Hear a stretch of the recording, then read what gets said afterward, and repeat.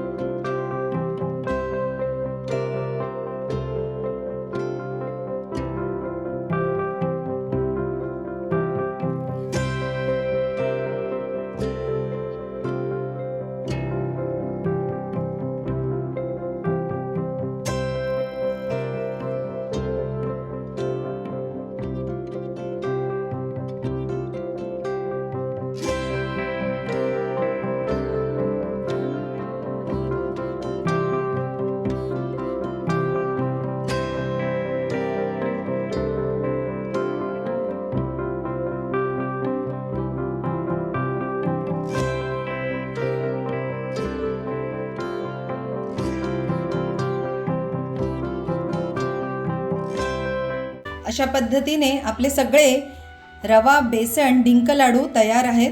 हे खूप खमंग आणि खुसखुशीत झालेले आहेत आणि डिंक घातल्यामुळे ते खाताना मध्येच कुरकुरीत पण लागतात। तुम्हाला मी हा एक लाडू तोडून दाखवते। हे पहा किती छान टेक्स्चर आलेलं आहे आतमध्ये। तुम्हाला जर ही रेसिपी आवडली असेल तर नक्की ट्राय करा आणि ही रेसिपी तुम्हाला कशी वाटली हे मला कमेंट्स करून नक्की सांगा। धन्यवाद।